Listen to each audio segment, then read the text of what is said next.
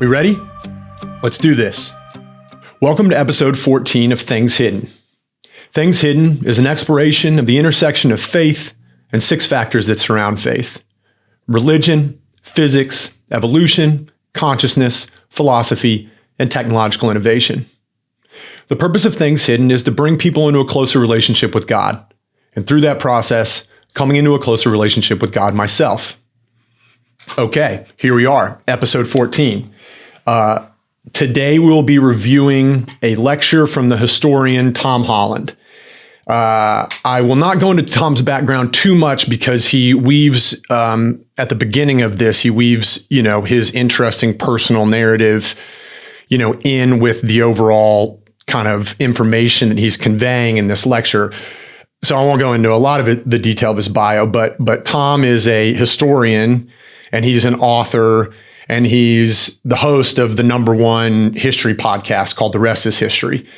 And Tom is one of the most foremost authorities on the Roman Empire living today. In particular, Tom wrote a book in 2019 called Dominion: How the Christian Revolution Remade the World. And the ideas presented in this book had a profound impact on the composition of my faith. If you've been listening to previous episodes, you know that I've mentioned the Tom Holland approach multiple times, and in particular go into explaining the Tom Holland approach in depth in episode 3. The TLDR of the Tom Holland approach basically goes like this. The life and teachings of Jesus Christ were radical at the time. And as time went on, they served as the foundation upon which Western civilization was built. And Western civilization, which has been rooted in Christian ideals, has provided more abundance for humanity than anything else ever.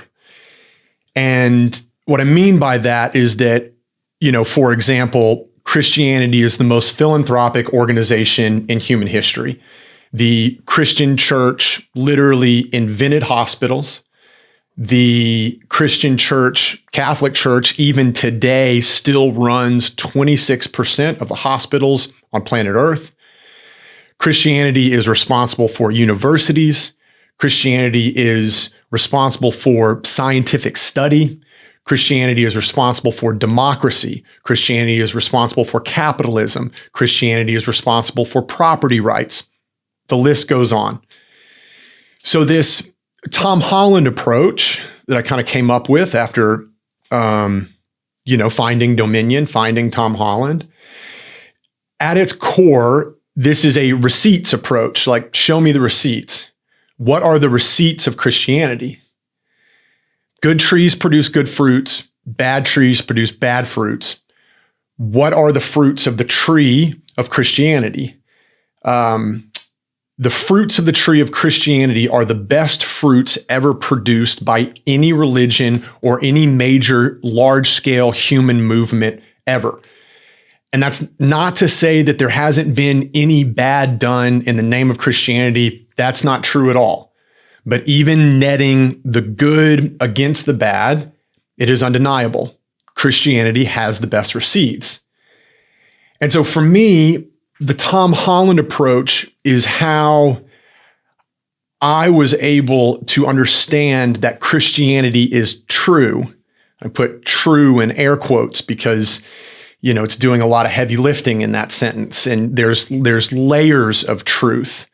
And you can be telling a story that may not be literally true, but that story conveys a deep truth about humanity or about the nature of God or about the relationship between humanity and God.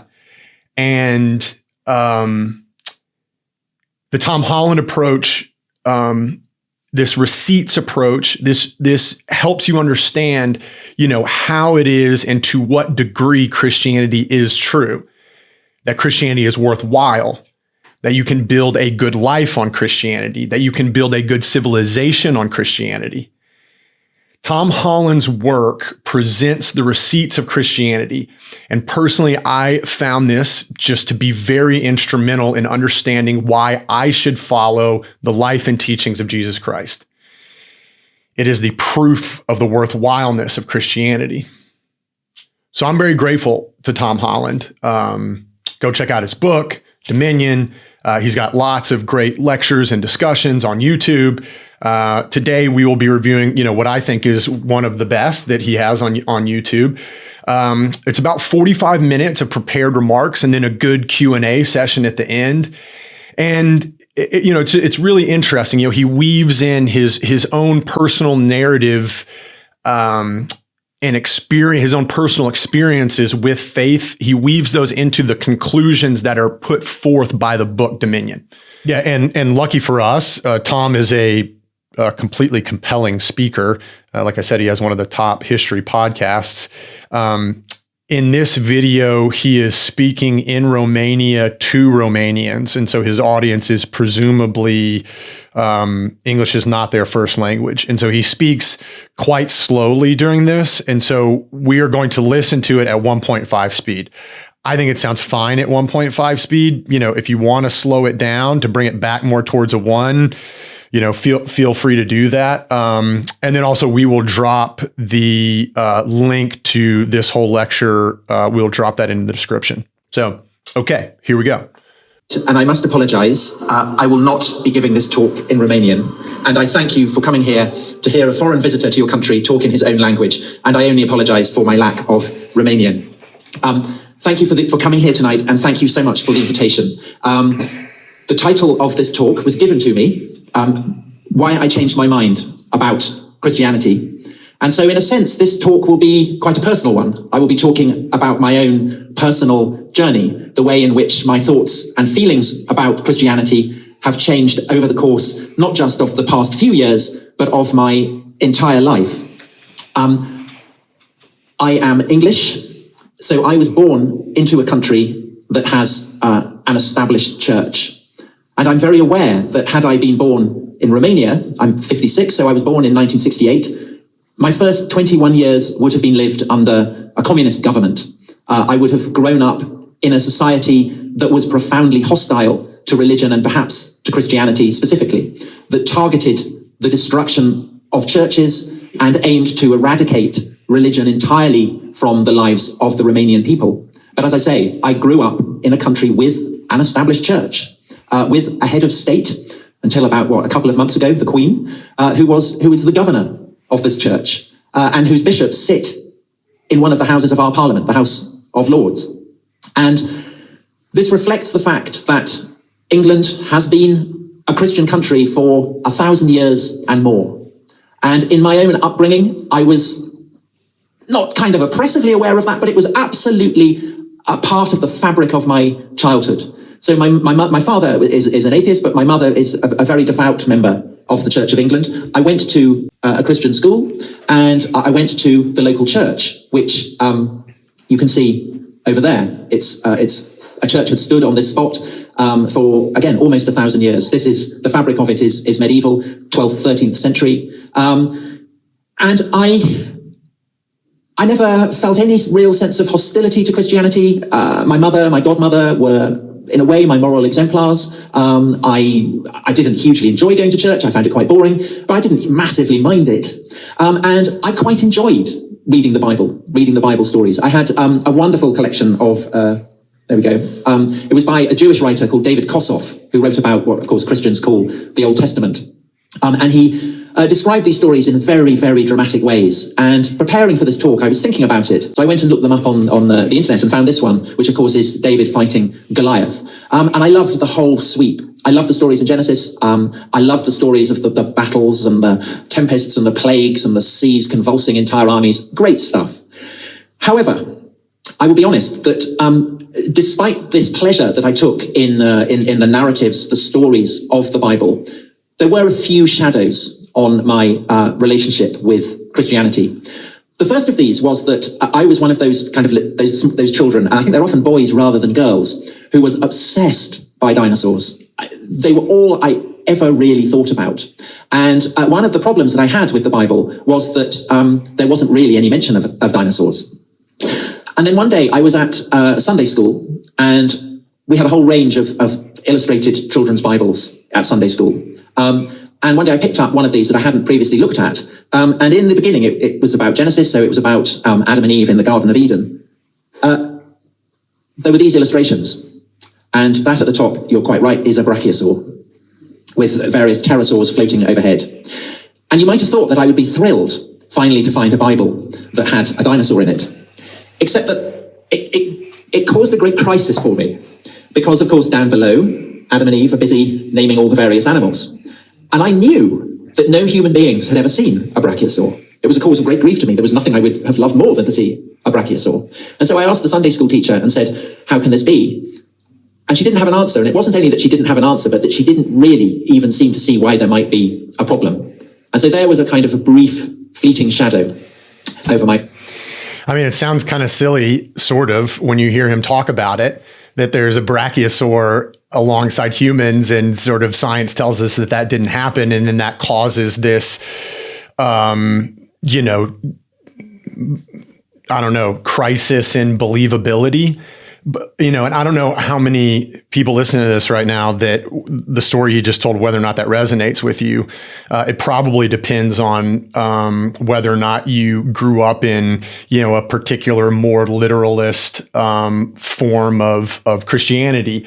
But I think for people that did grow up with stuff like that, I think a lot of people, myself included, have versions of this story where, at some point, you're going to church a lot, you're learning about the Bible a lot when you're younger, and you run into some kind of logic thing.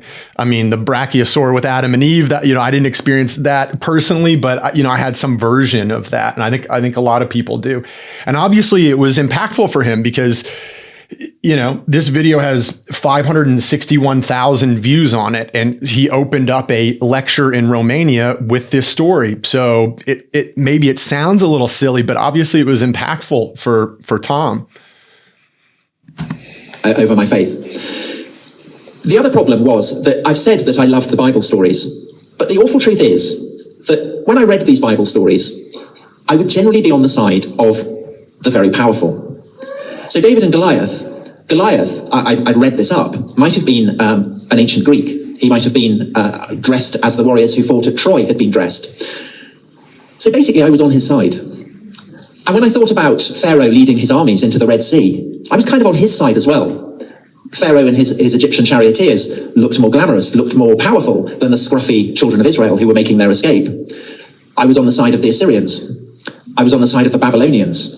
When the children of Israel sat on the rivers of Babylon and wept, I couldn't understand what they had to complain about. Jerusalem was a tiny place. Babylon was amazing. It had huge, great ziggurats. What was not to like? And worst of all, when it came to the New Testament, which I have to say I found a lot less interesting than the Old Testament, I was massively, massively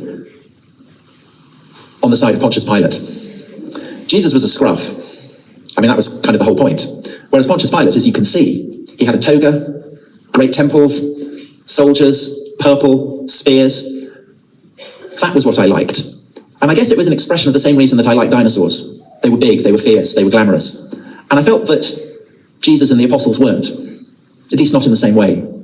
And so over the course of my late childhood into my teenage years, it was the glamour and the swagger and the charisma of the classical world that really seduced me. So I much preferred the Greek gods to the Christian God. I found the Greek gods, they were terrible. You wouldn't want to get on the wrong side of them, but they were so glamorous. They were so charismatic. They were so sexy. And when I thought of the Roman world or the Greek world and compared it to the world of Christianity, to me, the Greek world and the Roman world seemed a world full of color. It had bright, clear blue skies, brilliant white marble, gold, purple. And when I thought of the world brought in by Christianity, when I thought of what in England we called the Dark Ages, it did seem dark. It seemed a bit like the weather today, kind of grey, leaves falling, puddles, mud. And so when, in due course, I came to turn to the writing of history as my career, it was to Rome and to Greece that I turned, rather than to Christianity. Because by that point, essentially, my faith had faded. It hadn't been a kind of spectacular repudiation of religion. It hadn't been anything like that. I still valued it, but I didn't believe it anymore. And in a sense, it had been blotted out by the great blaze of colour that for me was what Greece and Rome were all about. And so Daniel very kindly gave a resume of the books I've written. The first book was about the fall of the Roman Empire, the fall of the Roman Republic. So an incredibly glamorous period of history: Julius Caesar, Cleopatra, all that kind of thing. And then the second one was about the Persian Wars. Again, incredibly glamorous: the battles of Marathon, Thermopylae, Salamis. Great, surging, rolling drama and heroism. But I found the project of spending 2-3 years trying to inhabit the heads of the Romans and the Greeks an increasingly unsettling and, in fact, disturbing experience. So, writing about Julius Caesar, for instance, one of the figures who had obsessed me as a child, when I wrote about Julius Caesar's conquest of Gaul, what's now France, it was a horrendous narrative. It was a narrative of genocide and enslavement. Caesar, it is said, slaughtered 1 million Gauls in the course of his conquest. He enslaved another 1 million. And to the Romans, these were not crimes. In fact, these were achievements to be celebrated. When Caesar staged his triumph, his great procession of victory through the streets of Rome, prisoners followed his chariot, placards were carried, boasting of the feats of slaughter and annihilation that Caesar had accomplished. And I found this, as I say, unsettling. And when I came to write about the Battle of Thermopylae, perhaps the most heroic, doomed defeat, doomed stand in the whole of history, the 300 Spartans dying for the sake of Sparta and for liberty, a story that had always, again, thrilled me from my childhood, and tried to get inside the heads of the Spartans. Again, I found it a deeply, deeply disturbing place to be. The Spartans had provided the Nazis with their blueprint for the occupation of much of Eastern Europe. The Spartans had enslaved a fellow Greek city, turned their fellow Greeks into slaves, and depended on these slaves for the maintenance of their warrior society. Notoriously, when children were born, they would have to be brought to a council of elders who would inspect the children, and if it was felt that these babies would not measure up, either as warriors or as the breeders of warriors, then they would be flung down a ravine. And again, as I say, I found this disturbing. So interesting perspective, right? You're talking about a historian that is at the point of his career where he's sort of on his way to becoming a world-class historian, diving into the cultures of the Roman Empire back in that day. And, he's obviously a good historian because look at the sort of the path of his career. And so he's probably doing what I would guess most good historians do, which is like really try and get into the feel of what it was like to live back then and to be, in the groups of people that you're studying. And he found this just because of the nature of the morality of these groups of people, infanticide, killing a baby for no reason, mass genocide, mass slavery, and Tom is like diving into this and it's making him very uncomfortable. That's an interesting perspective. And to ask myself, well, why do I find it disturbing? Because in a way, the most unsettling thing about both, say, Rome or Sparta was the fact that nobody in these societies seemed to find their morals and their values unsettling at all. If they were cruel, then it was, if they were callous, then it was, in a way, kind of innocently callous.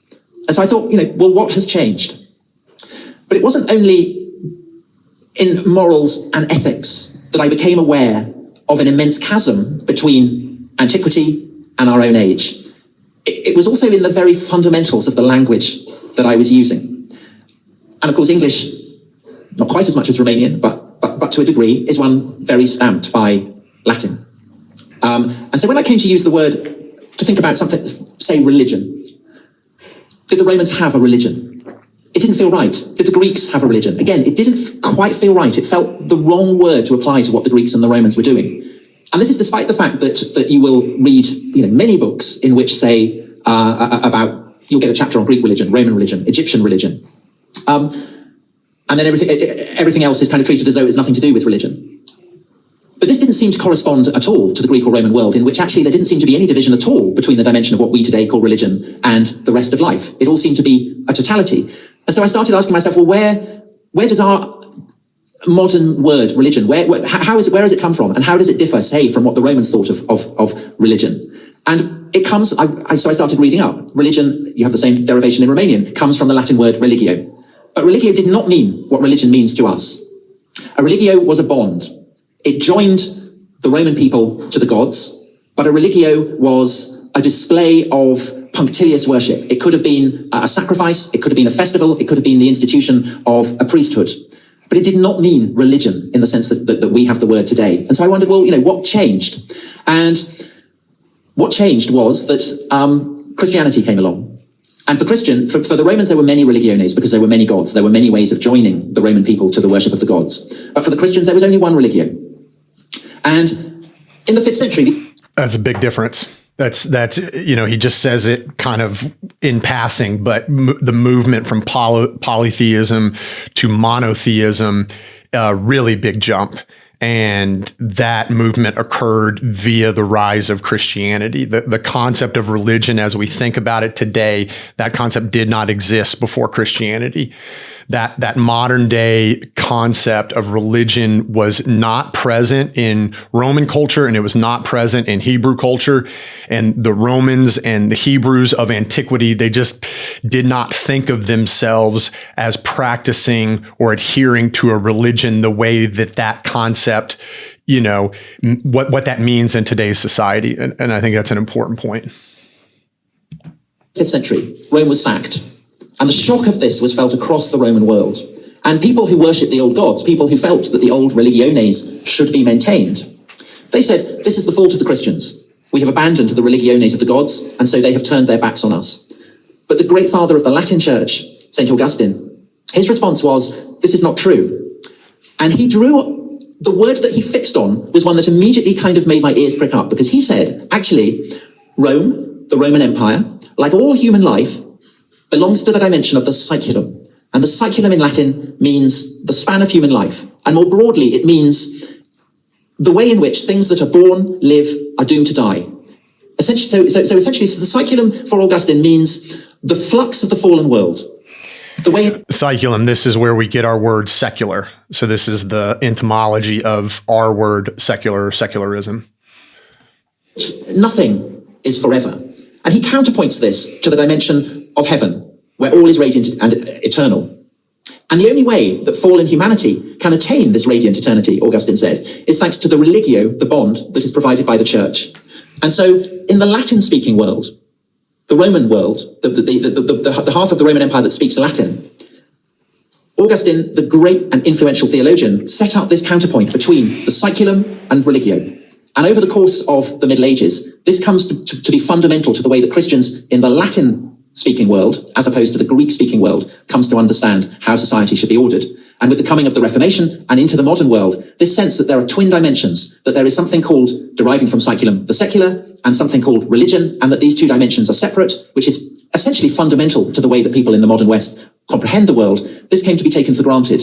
But it was not something that would have made any sense at all to the Romans. And so I began to ask myself, if our morals are so different, if our values are so different, and if the very way we understand society is so different, what was the full impact of Christianity? Just how profound was this process of change? And the more I thought about it, the more it came to seem to me that this was actually the profoundest revolution, not just in a European understanding of the world, but because the Latin forms of Christianity, the Catholic and the Protestant forms, have spread across the world, it's a global religion, a global revolution as well. And so I set myself the task of writing a book which I came to call Dominion, to see just how total was this process of revolution, just how totally transformed by Christianity was the West. And the further corollary of that, in a world that sees itself in the West as being increasingly post-Christian, as being secular, how Christian does it remain? And the conclusion that I came to was that essentially all of us in the West are like goldfish swimming in Christian waters. We don't recognize that we're swimming in Christian waters because we're in our bowl. But if you can get outside that bowl, then you see just how Christian those waters are. And so I said, I mean, that is, almost a TLDR for the book Dominion, is that Christianity, Christian ideals, this is the water in which we swim. And it's kind of easy to take it for granted because Western civilization was built on Christian ideals. And it's been like that for, a long time, way before we were born, obviously. But if, the Dominion is basically an analysis of, a presentation of evidence of how Christian ideals are the water in which we swim. To writing a book that would trace the evolution of this Christian revolution from the pre-Christian world right the way up to the present day. And I'd written 2 or 3 chapters of it when I got a commission from a British TV company to go to Iraq to make a film about what it was that motivated the Islamic State, ISIS, this radically, brutally militant Islamist organization, and specifically to focus on why it was that they were targeting Christians and a particular religious minority called Yazidis for persecution. And so I went to Iraq, and we got permission from the Kurdish government in the north of the country to visit a city called Sinjar.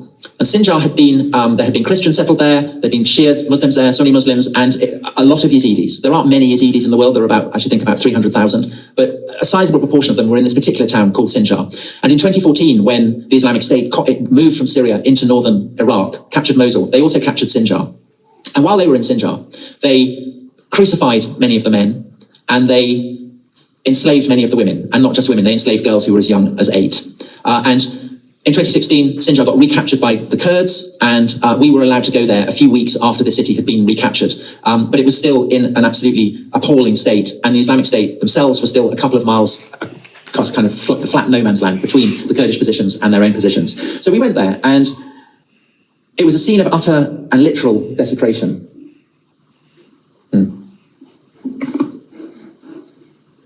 So that's me looking miserable. I'm not a naturally brave person. If I'd known that I was going to end up in this terrible place being shelled by the Islamic State, I would never have gone. But this is the church in Sinjar, and you can see that the altar has been systematically smashed to pieces. And that is the font, and again, you can see that it's been desecrated. Everything's smashed to pieces, all the icons smashed onto the floor. That's a bomb in the front, right in the front. And there was a definite sense that what had particularly aggravated the fighters who came there and who desecrated the church was the cross. So again, to go back to that, that's why there was a very beautiful crucifix there. It had been demolished, and so that's why the people who came back have put the cross back up.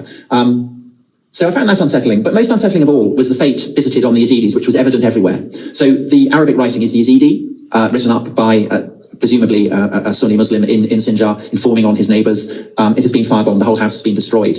And to stand there amid the rubble and to think, people here were crucified.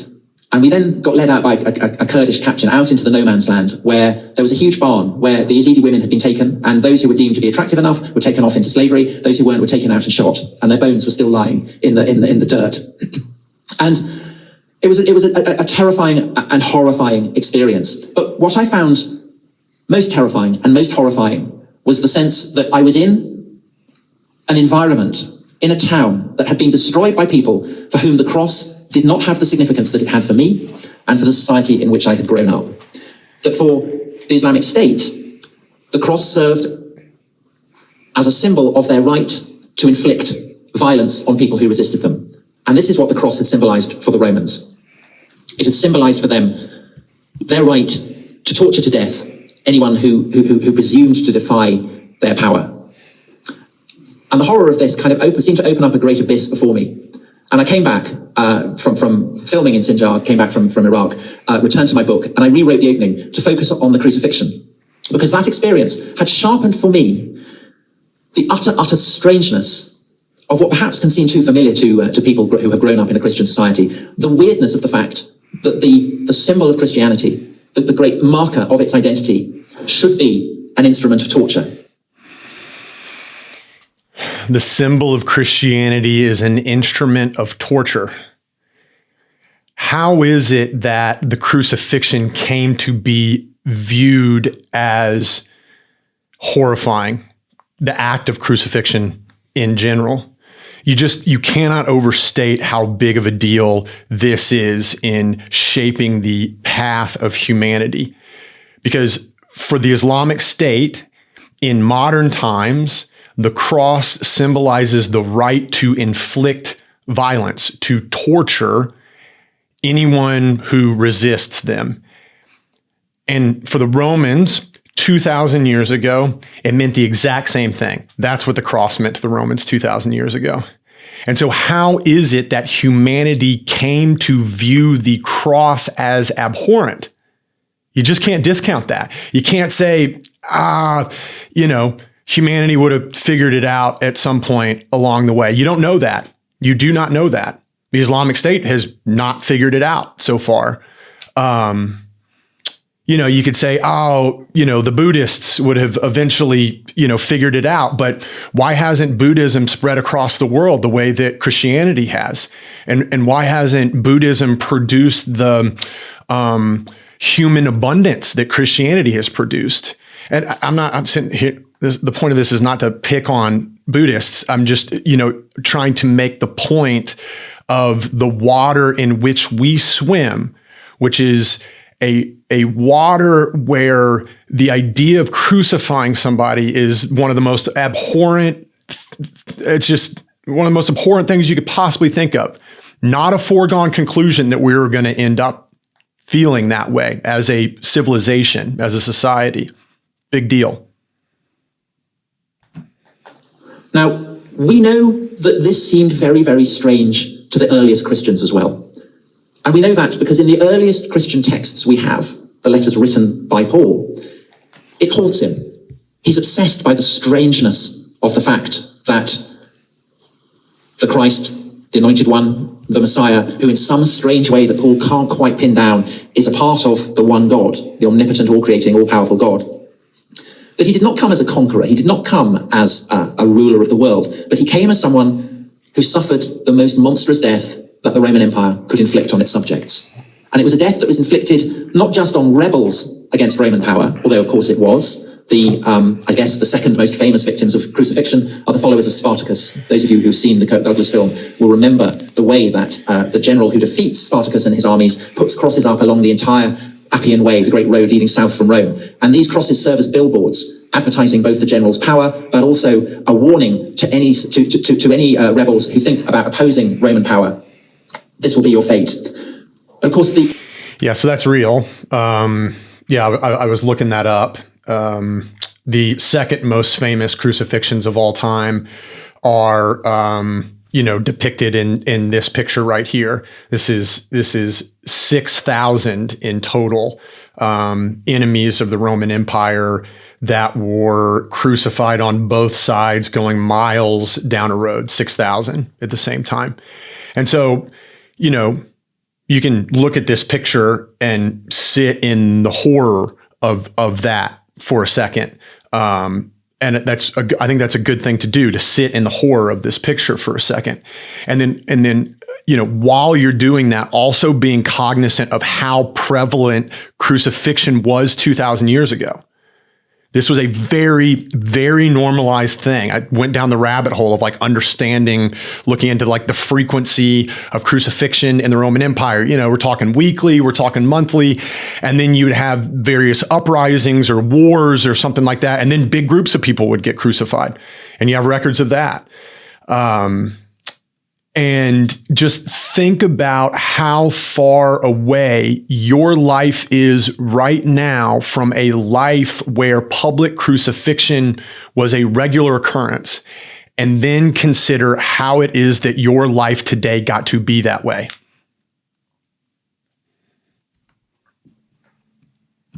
The slaves, the followers of Spartacus, are slaves. And that's why this punishment was particularly appropriate for them. Because to the Romans, crucifixion was such a monstrous and horrifying punishment that it was seen as being the paradigmatic fate to be visited not just on rebels against Roman power, but specifically on slaves. And the reason that crucifixion was seen as the appropriate punishment to be inflicted on rebellious slaves was because it wasn't just because it was so painful. It wasn't just because it was protracted, but because it was public. And so your sufferings, your humiliations were visible for everyone to see. You would be nailed or tied or suspended from a piece of wood. People would gather and watch as birds flocked around your head, perhaps pecked out your eyes, perhaps attacked your genitals, because you would not be wearing a loincloth. You would be naked. They would watch you as you Jesus likely did not wear a loincloth. Jesus was likely naked. The Romans crucified people naked. It was part of the humiliation and the shame. There is no record in the Gospels of Jesus wearing anything. It doesn't say explicitly that he was naked. It doesn't explicitly say that he had a loincloth on. It's just the Gospels are silent on this issue. But it's, safe to assume that Jesus was naked. And yet, there's hardly any iconography or religious art that portrays Jesus as naked. Went down that rabbit hole. There were kind of a relatively sort of small pocket in the medieval ages in Northern Europe where their iconography from that period of time in that group of Christianity, they were portraying Jesus as being naked on the cross. But the type of Christianity they were practicing was they were kind of very focused on the vulnerability of Christ. This was a big part of the Christian faith in that part of the world and during that part of the time, the medieval ages. And then somewhat more famously, Michelangelo originally painted Jesus naked in the Sistine Chapel. And in the Last Judgment part of the Sistine Chapel. And he was naked for about 35 years. And then the Counter-Reformation came along like 35-ish years after he painted this. Counter-Reformation is the Catholic Church's response to the Protestant Reformations, 1500s. And they went and painted a loincloth on him.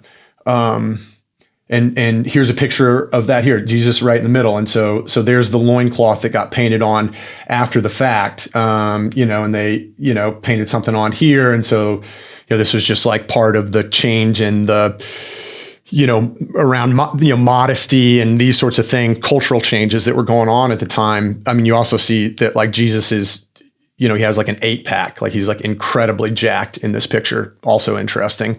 But for 99.9% of all portrayals of Jesus ever, he's wearing a loincloth. And you got to sit with that for a second. Christians, worshipers of Jesus Christ, as the Messiah and God incarnate, can't actually bring themselves to depict Jesus naked the way he almost certainly was crucified. Because the humiliation, it's like too great. The inversion of power is too extreme. We can't even do it. To this day, we can't even face the truth of what actually happened. That's how powerful the inversion of power of Christ on the cross is. 2.3 billion Christians on earth, and we can't even bring ourselves to portray Jesus on the cross naked like he really was, because the shame is that great. The inversion of power is so enormous that it just like short circuits our brain or something. We quite literally can't deal with how upside down it is for God incarnate to be nailed naked on a cross to bleed out. We've got to put a loincloth on him. Think about how powerful that is.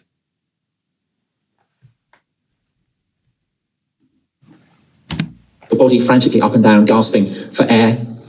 And when in due course you died, they would watch you, a slab of meat, nailed to a piece of wood. And the horror of this was the point. The visibility of it was the point. The humiliation was the point. And so this is why, when Paul writes to communities of Roman citizens, in Rome itself, in Corinth, in Galatia, he's upfront about the fact that the Messiah he is preaching, this Christ, the fact that he suffered crucifixion, is likely to seem, well, he says it's a stumbling block to the Jews and foolishness to the Gentiles, foolishness to the Greeks and to the Romans.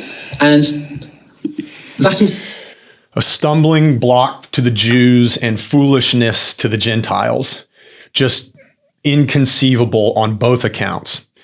The Jews were actually looking for a Messiah. They had holy texts, holy scriptures in the Hebrew group of people that told them a Messiah was coming, prophecies of a coming Messiah.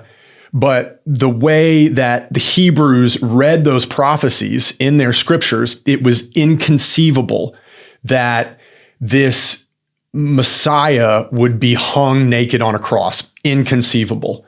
Completely out of line with their read of the prophetic scriptures.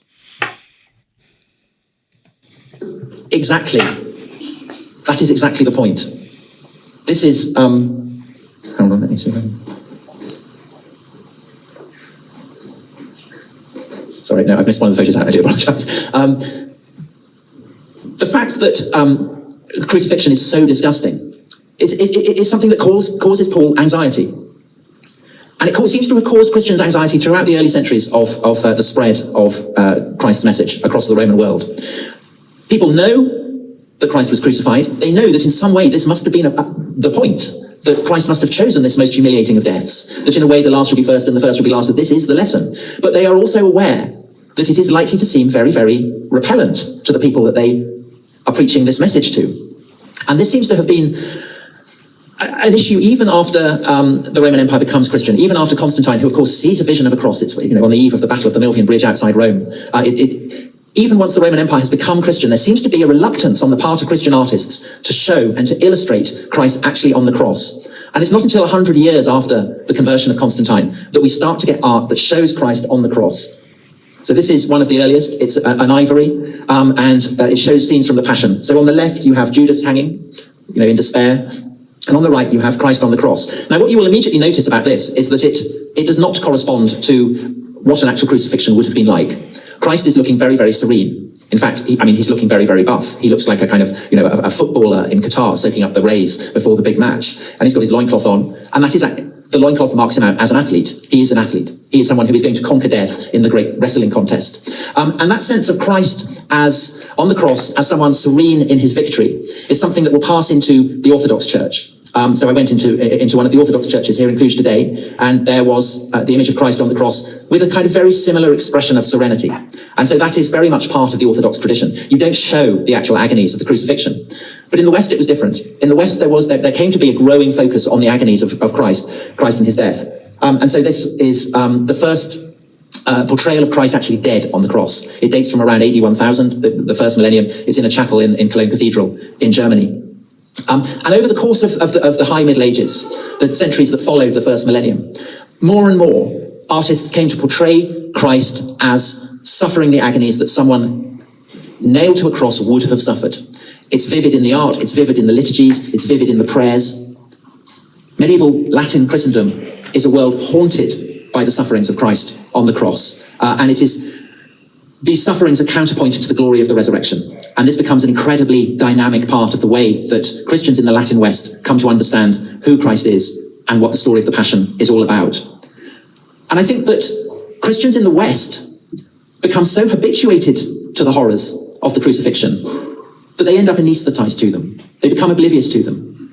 Which is why I think today, if you go into a church and you look at a crucifix, the agonies that Christ suffered are not vivid, I think, in most people's hearts and minds. It may be different in Romania. I think it's certainly the case in my country and across much of the West, that we've become desensitized to what crucifixion meant. And I think that is why I found the experience of going to Sinjar so unsettling and so upsetting. And the paradox is that I would say that of all the modern writers, all the modern thinkers who have written about the crucifixion, the one who understood the strangeness that lies at the heart of Christianity, the fact that the crucifixion utterly upended things that the Romans and the Greeks had taken for granted, was not actually a Christian at all, but perhaps the most notorious of all modern atheists. And here he is, Friedrich Nietzsche. And Nietzsche said of the crucifixion that to devise something which could even approach the seductive, intoxicating, anesthetizing, and corrupting power of that symbol of the Holy Cross, that horrific paradox of the crucified God, that mystery of an inconceivably ultimate, most extreme, cruel, and self-crucifixion undertaken for the salvation of mankind, how revolting that was.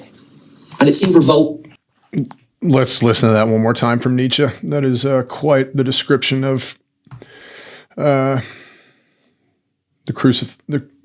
Jesus being crucified. Strangeness that lies at the heart of Christianity. The fact that the crucifixion utterly upended things that the Romans and the Greeks had taken for granted. And here he is, Friedrich Nietzsche. And Nietzsche said of the crucifixion that to devise something which could even approach the seductive, intoxicating, anesthetizing, and corrupting power of that symbol of the Holy Cross, that horrific paradox of the crucified God, that mystery of an inconceivably ultimate, most extreme, cruel, and self-crucifixion undertaken for the salvation of mankind, how revolting that was. And it seemed revolting to Nietzsche because Nietzsche valued the martial, heroic qualities of the Greek and Roman world, that he understood the crucifixion destabilized.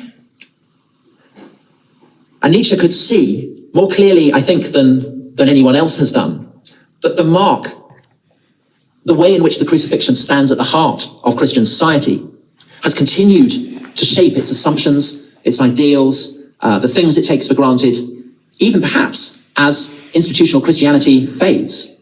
So I would say, thinking about the communism that Romania suffered under, and many of you may find this a shocking thought, but I would say that even though it was hostile to Christianity, even though it destroyed and bulldozed churches, nevertheless, that communist regime would have been unthinkable without Christianity. The idea that the last shall be first and the first shall be last, fundamental to Marx's teachings, where do they come from, if not from the Bible? The idea that there will be a day of reckoning, a day of judgment for the oppressors of the proletariat, a day of judgment, again, unthinkable without the Bible. And even the way in which churches were smashed by people convinced that they were doing good, that they were doing right, that they were bringing people who had been living in darkness into light. That very process of iconoclasm, again, it's a very, very, very Christian assumption that you destroy buildings, you destroy idols, and you obtain enlightenment that way. So the paradox is, I think, that so deeply and profoundly does the cross lie at the heart of our civilization, that even French revolutionaries, even Russian revolutionaries, even the regime that came to power here after the Second World War, unthinkable without Christianity, and perhaps to that degree, Christian. But of course, Romania didn't just suffer from occupation, from communism, it also suffered from a very different form of totalitarianism.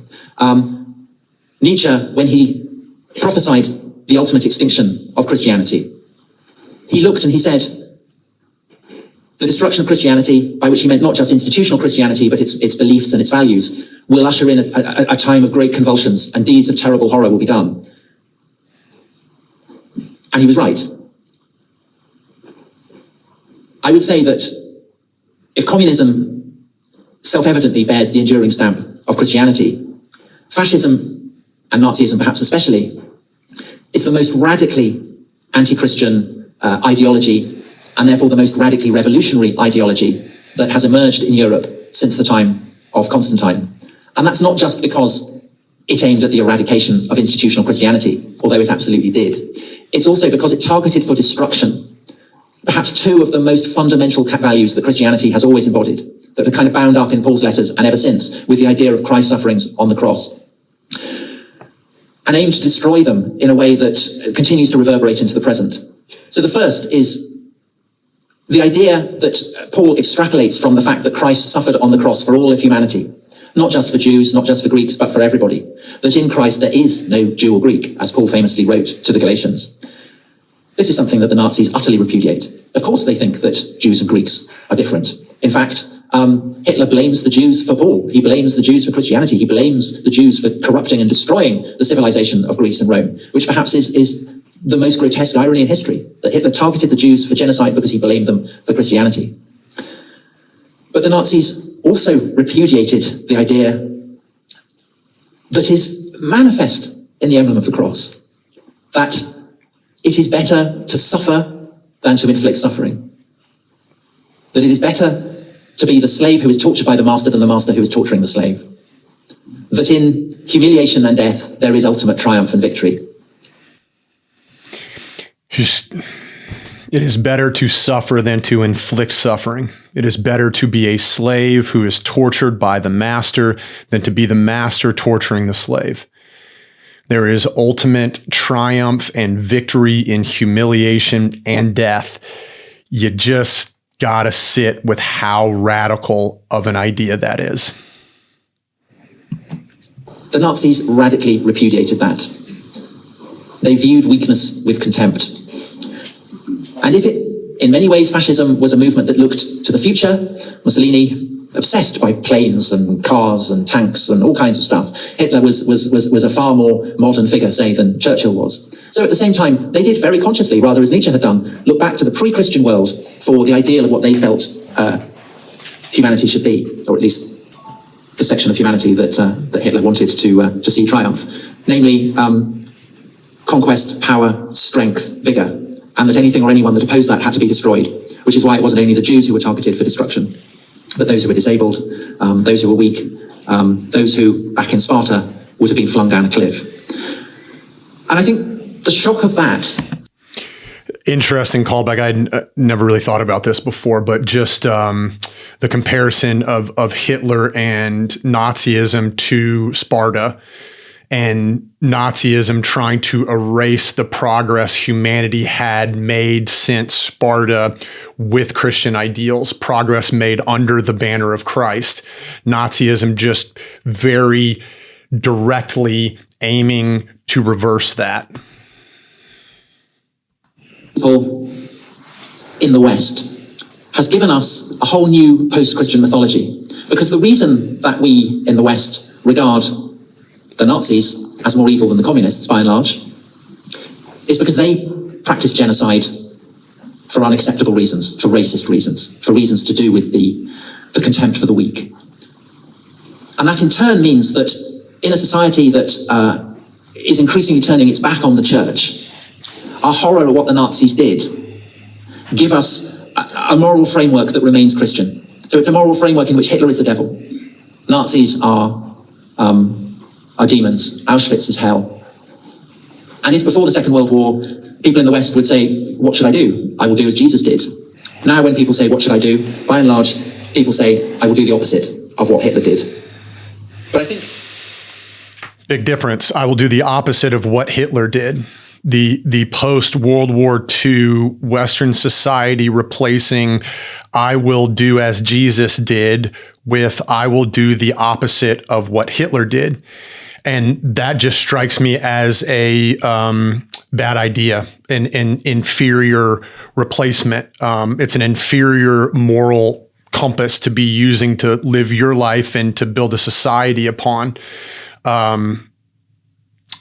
It is not the same thing to say, don't be like this, as it is to say, be like that. I don't know, you see that, right? The North Star of, you think about morality and the mimetics that are present in morality, where you're born into a moral framework from your family, and then your world gets bigger, and then you see the morality that is around in your community and friends and other family members, and it grows. The idea of morality. This is a very mimetic concept, and so you're looking for mimetic transmissibility across ideas. And the North Star of be like this is it's so much stronger, more clear, more transmissible than the North Star of do the opposite of that. The problem with this,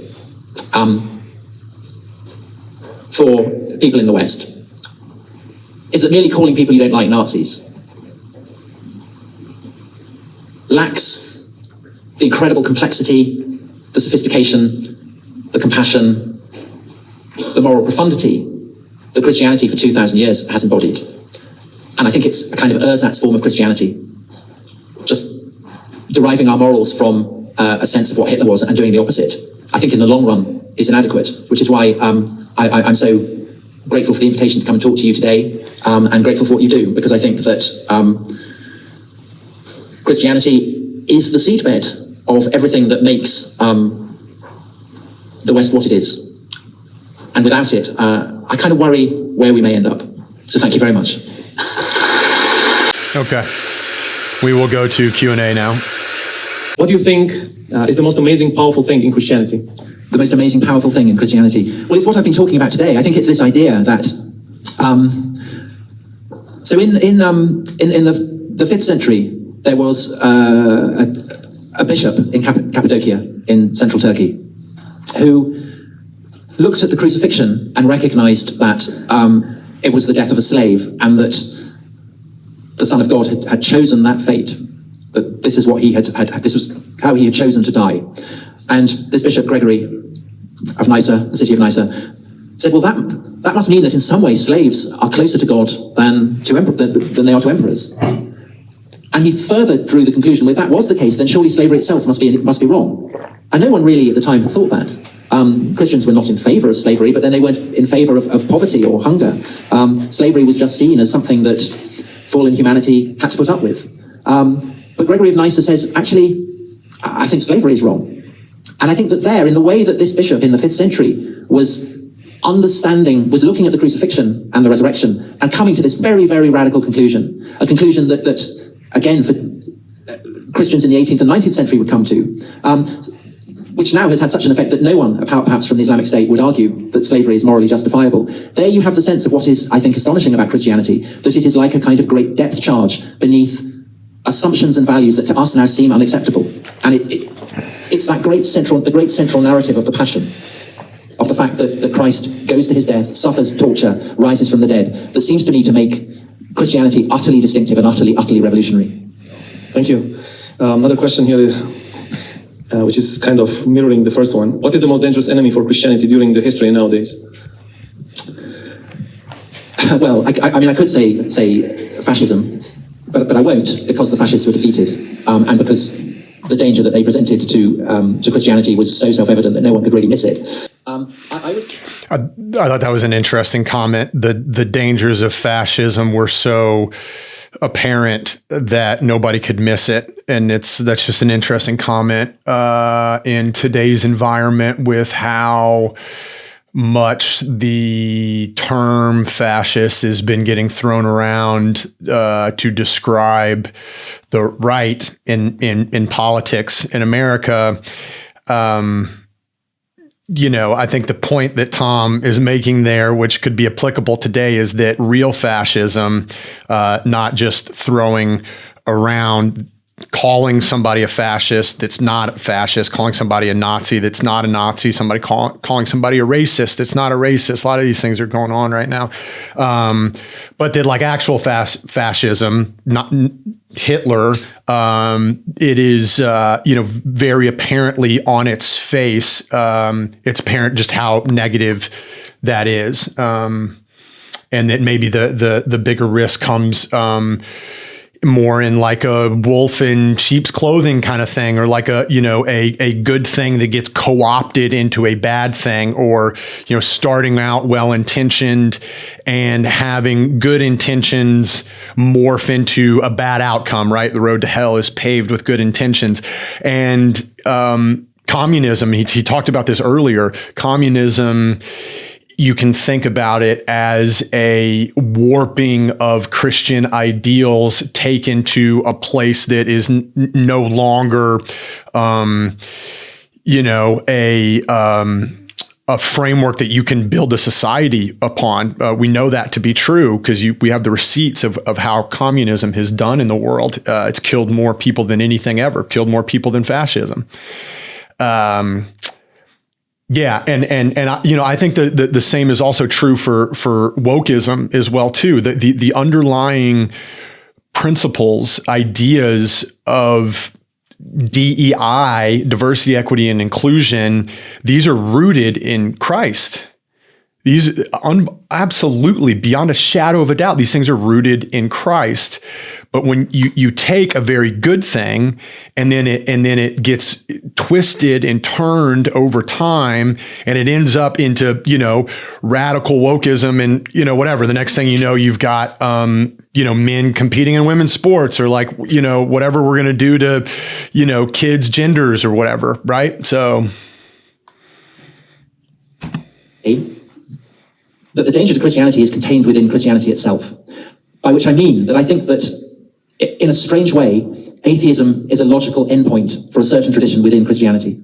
And that tradition is, if you go back to the book of Isaiah, Isaiah condemns the gods of the Babylonians, or the Assyrians, or the Phoenicians, as merely stock and stone. And it's a running theme throughout the Old Testament that the spirits that inhabit the high places, or the groves of trees or springs, that these don't really exist, and even if they do exist, they are not to be worshipped.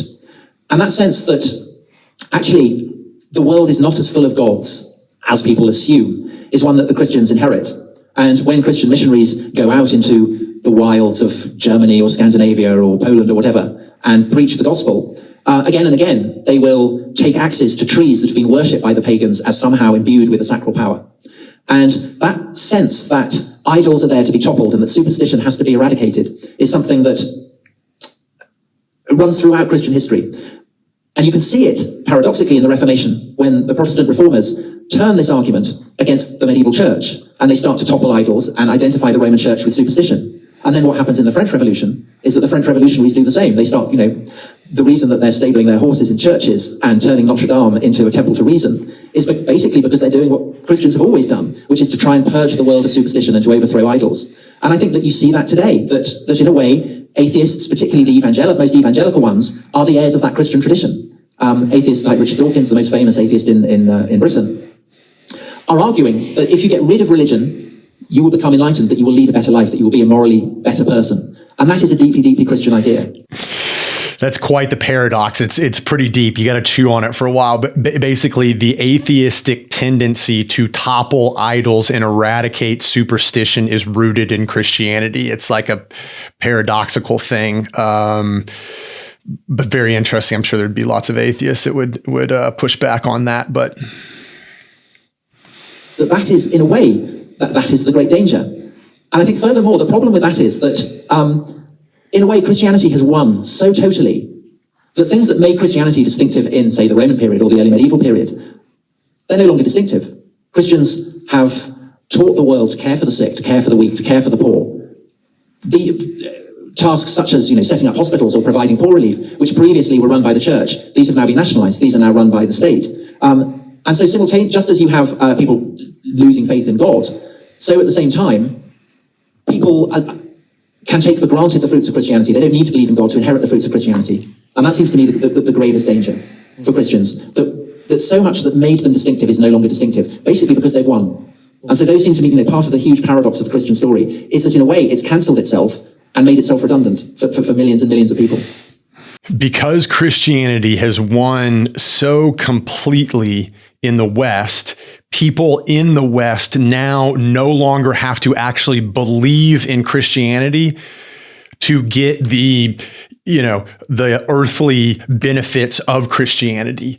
They get all of the benefits of living in a Christian society because that society is rooted so strongly in Christian ideals. And, modern atheists really miss this point. They do all kinds of hand waving to try and downplay this fact about Western civilization being built on Christian ideals. Atheists will, do all of this like whataboutisms or whatever to bring up all of the negative things that have been done under the banner of Christ. And to a certain extent, I get that. But that does not negate the magnitude of the good that has been done because of Christianity over the last 2,000 years, and how much more abundance humans have today because of Christianity. Another question that will be a follow-up to this one is this one. As one who can easily look back, as a historian, obviously, do you think that we are heading to a climax? Does the events look like we are in a cycle, or rather we are heading towards a final point? So, do we face an apocalypse? Perhaps. Well, just to, another one that would clarify the first one maybe, would be, how do you see the future of Christianity in Europe in the next 100 years? So we're looking towards the future now. Okay, so to answer the second question first, I don't know is the answer. I mean, I think that there are, three possibilities. The first is that the liberal society in the West, that I think the liberal secular society in the West that I see is very much being the heir of Christendom, that it will maintain itself without Christian faith. That in a way, Christianity was kind of like the rocket that's broken through the atmosphere, and now it's kind of peeled off, and liberal Europe will just continue floating through space under its own velocity. So that's one possibility. The other possibility is that the myth of the Second World War that I talked about and of Hitler will fade, and that as it does, and as Christian teachings start to fade, so it will be possible for people to re-enshrine the values of the ancient world, that the notion that power and glamour and swagger are to be valued and praised, and that weakness is to be despised, will re-emerge. And the third is that perhaps people will recognize what does seem to me absolutely the truth discerned by Nietzsche, who argued that you can't really have Christian values without Christian belief, and that people in Europe will perhaps come to recognize that and return to a sense of the value of Christianity, which I think is it's not a huge trend, but I think it is a trend that's happening at the moment. And it may well be that all three of those things will happen. But I don't know. I'm not a prophet, unlike Isaiah. Thank you. You can't have Christian values without having Christian beliefs. This is a massive question in today's society, in particular with the rise of cultural Christianity or cultural Christians. And honestly, over my journey over the last few years, I feel like I have had moments where I have like kind of dipped my toe into, this idea of cultural Christianity, my own views on Christ and Christianity. Sometimes I feel like they kind of ride that line. Just act the way that Jesus told us and showed us how to act, and everything will be all good. You can just ignore the divinity, the mystical, the cosmic metaphysical aspects of the life and death and resurrection of Jesus Christ. But, to be crystal clear, I do not believe that you can ignore those. I think that is a grave mistake for an individual and for a society. Never mind the fact that I do actually believe in the divinity, in the mysticism, in the cosmic metaphysical aspects of Jesus Christ. Never mind that, although that's true. Even if I didn't believe in those aspects, even if I thought all of that stuff was made up and you can just cut out the moral teachings of Jesus Christ and just go with that, it is in no way clear to me that the transmissibility of those teachings would be effective without triangulating towards the divine, towards the mystic, towards the cosmic metaphysical. God could not even exist, and it's still not clear to me that the life and teachings of Jesus Christ could proliferate and have the enormous impact that they've had on humanity without the belief that God exists and that Jesus is intimately connected to God. There is some optimism there. I think so. Yes, I think so. I think that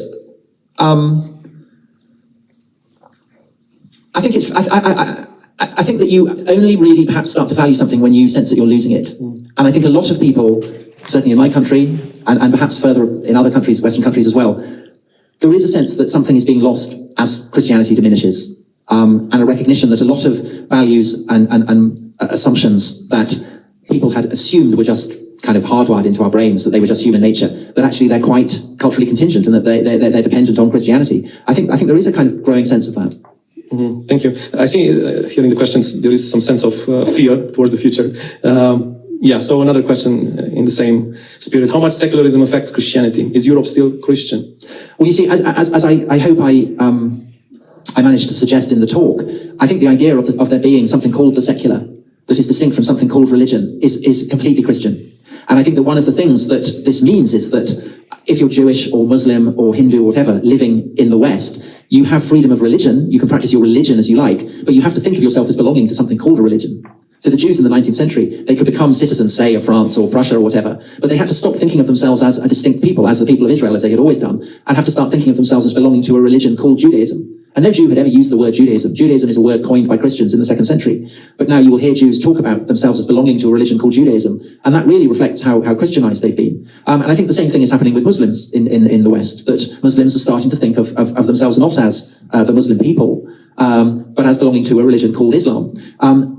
So I think in that sense, the idea of the secular is a very, very Christian idea. But I do, of course, think that it's another of those aspects of Christianity that is damaging to the practice of Christian faith, because it implies that Christian faith and the practice of Christianity can be something that can be parked in a corner, that you have a kind of, a segment in a book or on a TV channel or whatever that is religion, that is Christianity, and that everything else has nothing to do with it. And I think that is a real problem for Christians. It's interesting, this idea that secularism derives from Christianity. Yeah. Would you expand on that?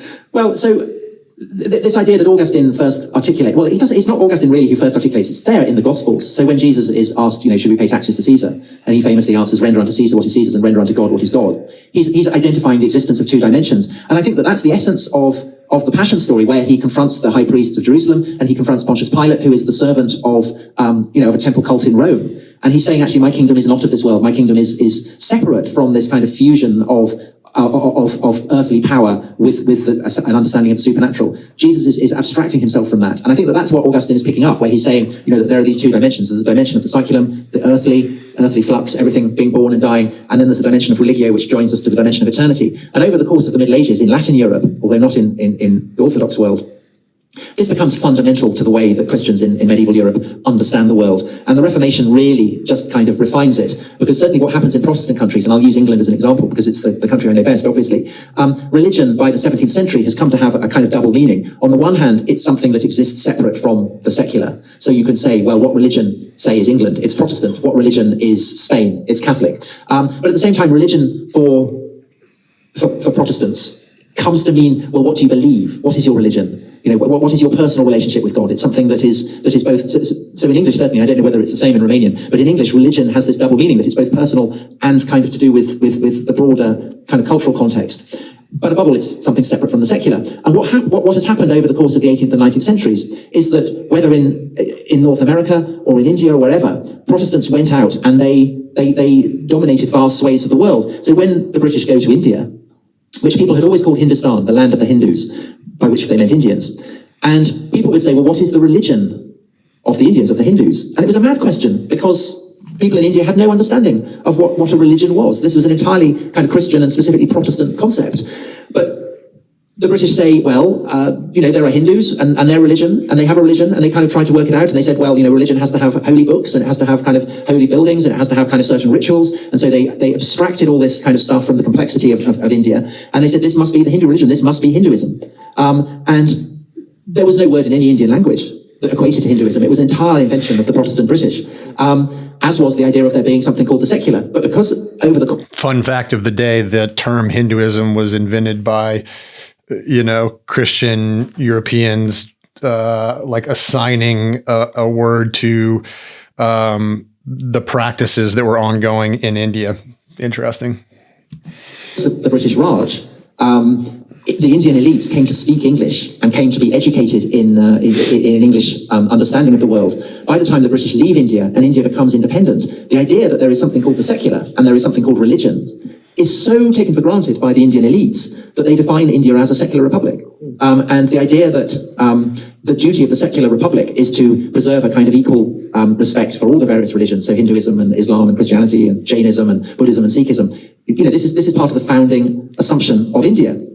But I think that what we've seen in India recently with the rise of Narendra Modi and this idea of Hindutva, which is basically the idea that India is not a secular country, that its history means that it's utterly saturated with Hindu ideas and principles, and you can't just kind of take bits out of this and say, well, this is a religion. The whole of India is Hindu. This is basically what Modi thinks. And that means, of course, then that there's no real place for Muslims or Christians, and so India is becoming a much less tolerant place for Muslims and Christians. But it's also becoming a lot less Western. And actually, what's happening in India at the moment is, it seems to me, a kind of final repudiation of that Protestant inheritance that the British had left. And I think you see a very similar process in Turkey, where, a couple of years ago, President Erdogan turned Hagia Sophia, the great Byzantine cathedral, back into a mosque. And of course, originally... I've been to Hagia Sophia. It's really cool. Incredible place.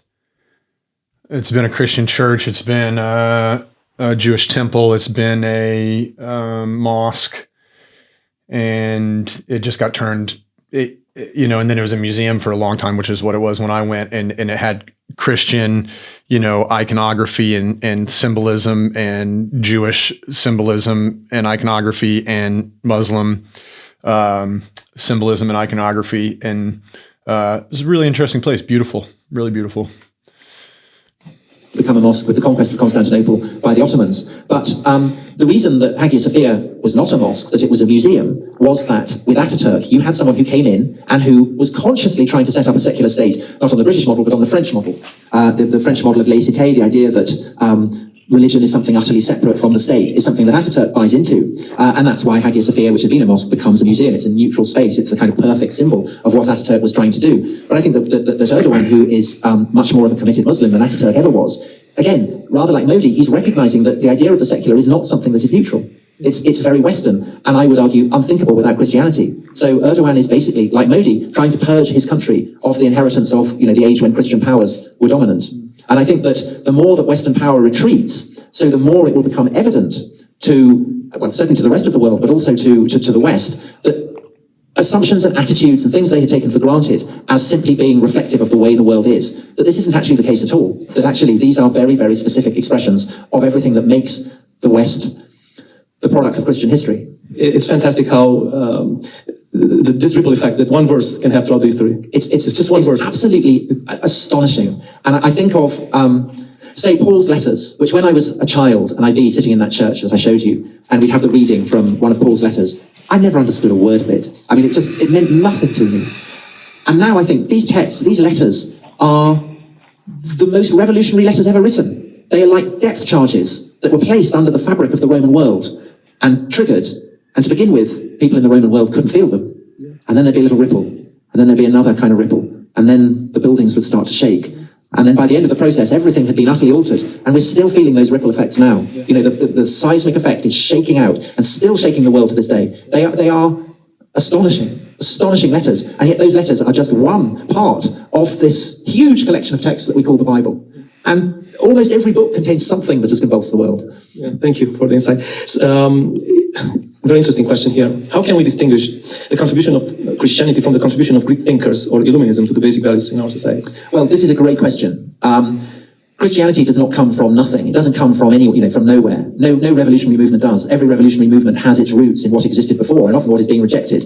And I think Christianity is recognizably a product of the globalized world that the Romans have created, this great lake. So Eusebius, who is the biographer of Constantine, Palestinian bishop, he writes, historian of the church, he writes that it was obviously the providence of God that Jesus was born when he was born in the reign of Augustus, when the Romans had made the whole of the Mediterranean a single lake for the first time ever.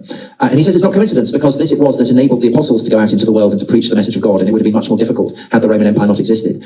And I think that actually reflects the very profound truth that Christianity would be unthinkable without the Roman Empire, because what the Roman Empire does is to create a kind of petri dish into which various constituent elements can be placed, and they mix, and they produce this kind of explosion. And those constituent elements are obviously the inheritance of the Hebrew scriptures, that goes without saying, and Judean culture and practice. It's the Roman idea that the whole world should be under a single power, that the Roman Empire should properly be without limit. The Persian idea that the world is divided into rival domains of good and evil, of light and darkness, of truth and falsehood. And of course of Greek philosophy. And Greek philosophy has a huge influence, for instance, on Paul, when he writes that the law of God is no longer, as it was in the time of Moses, written on tablets of stone, but written on the heart.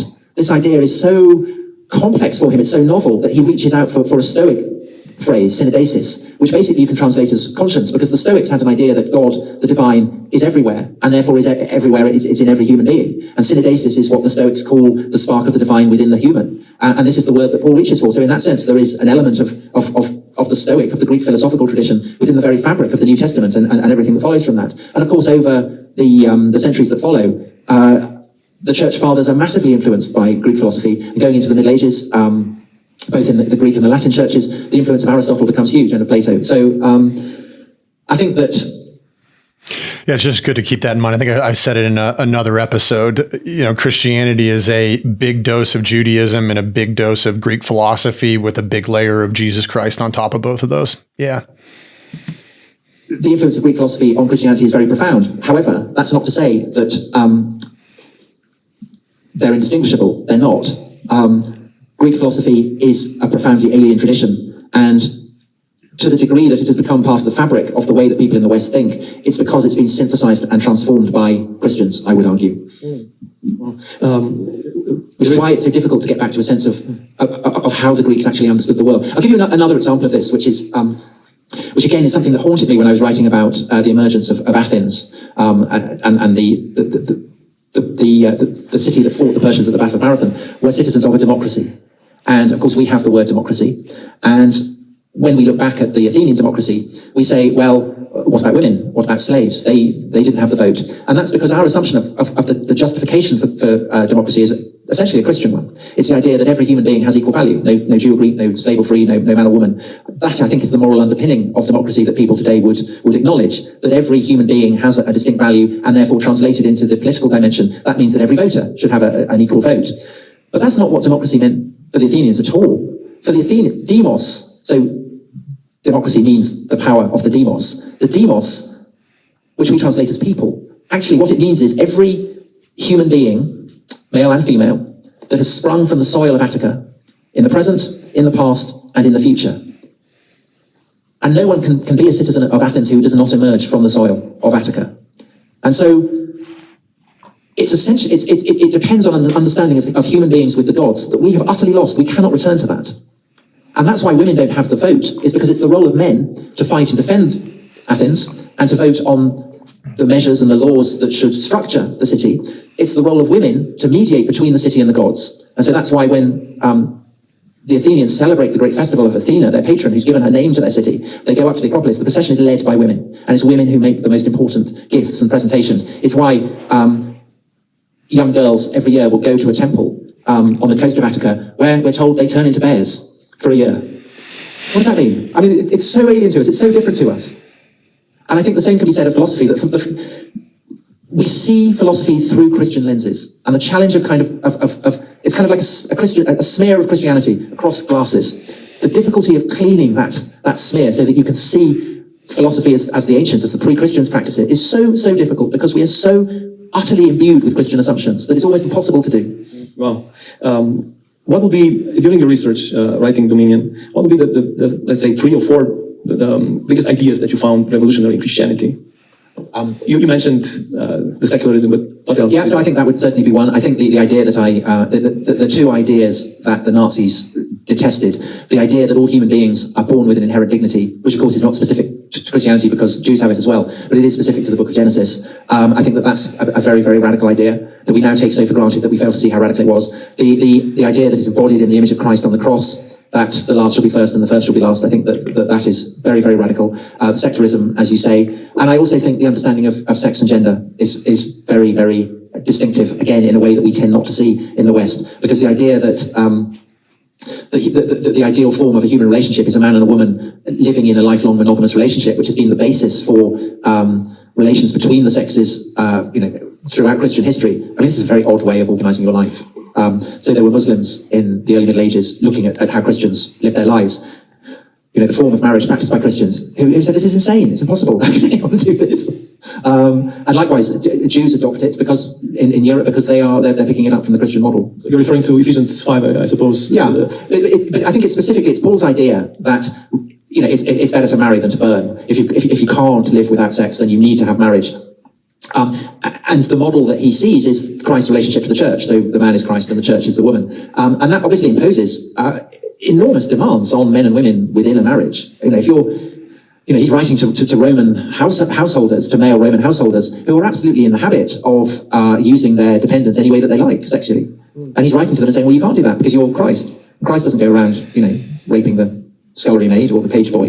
And the demands that this imposes on Christians by the standards of the classical past is very, very intense. And in the long run, this idea that the relationship of a man and a woman should properly resemble the relationship of Christ and the church also serves to break the power of clans, which again have basically been taken for granted. Another huge idea, the idea that the relationship between a man and a woman should mirror the relationship between Christ and the church.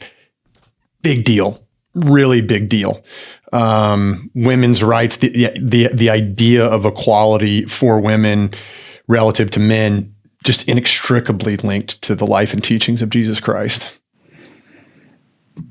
Or pretty much every human culture, the idea that a family isn't to be defined as a man and a woman and their children, but the far kind of broader community of cousins and uncles and so on, and that a clan leader has the right to say who in his clan should marry who. You keep it in the family. This is something that the Roman Church in the Middle Ages is incredibly hostile to. It comes to define incest as being within kind of 7 degrees. And the reason for that is basically that if the relationship of a man and a woman is that between Christ and the church, then it's up to the man and the woman to choose each other.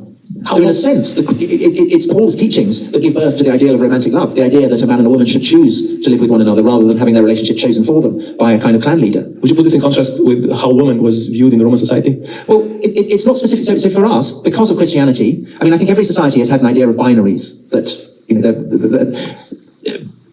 in sex, there are kind of, there are two roles that people have to play to have sex. And for us, it's based on gender. It's based on the idea of there being men and women. And that's, again, an inheritance ultimately from Genesis, God creating men and women separate. But for the Romans, that wasn't the case. For the Romans, the binary was between the male Roman citizen and everybody else. And the male Roman citizen could do what he liked to everybody else. I mean, you know, so people within his family, his wife and his children, if you attack them, that was an offence. That was what the Romans called stuprum. It was a terrible sexual offence. It was criminal. But everyone else, you could do what you like with. So, you know, you're a Roman slave owner. You can do what you like to your slaves sexually. It doesn't matter what the gender of the slave is. It doesn't matter what the age is. You can just treat them as you want. And of course, Christianity radically changes that. And you know, if you are, say, a scullery maid in a Roman household, a bit like a Yazidi girl in an ISIS household, there's nothing to stop you being raped every day. Nothing to stop you. No legal power. I mean, no sense of moral disapproval at all. And so you can imagine the radical effect of getting a letter from Paul, being told you are like the church. It's absolutely transformative. Wow. If you're a scullery maid, if you're a servant, there was nothing to stop you from being raped every day. Then Paul comes along and tells you you are like the church. And Jesus comes along and tells you that the last will be first and the first will be last. Truly radical. This is the last question. Can you expand on the phrase from Dominion, the crucifixion of Jesus was not merely an event in history, but the very pivot around which the cosmos turns? That, it seems to me, is what it means for Christians. Of course, it's not just the crucifixion, it's ultimately the resurrection. Had Christ died on the cross and then not risen from the dead, it would have meant nothing. It would have meant no more than the death of countless multitudes of other people who suffered that fate. But for Christians, it's what I guess physicists would call a singularity. It's a point where the structures and frameworks that have governed the cosmos collapse, and huge new potentialities open up. And so I would think of it in the Christian understanding of time and space. It's like the kind of axelrod that the entire cosmos revolves around. Which is why I think it's only fitting that the cross should serve as the symbol of Christianity. Thank you, Tom Holland, for the wonderful night. Thank you for asking me, and thank you for coming. There you go. Yeah, okay. Hope that was interesting for people. It was interesting for me. I liked what he talked about at the end, which I agree with, and even a lot of atheist scholars agree with this, that the life, death, and resurrection of Jesus Christ, regardless of maybe how you feel about the truthfulness of the resurrection or something like that, if you're an atheist, this is still the pivot for the entire story of humanity. This event is the pivot. And Tom Holland's work just gave me a lens to view how impactful the life and teachings of Jesus Christ have been, and the resurrection, the crucifixion have been. And it's the kind of thing that you may end up kind of chewing on these ideas for a while after you initially, if you've kind of never heard these pitched before, these types of ideas pitched before, maybe you're going to go buy the book and go read the book and dig into this deeper.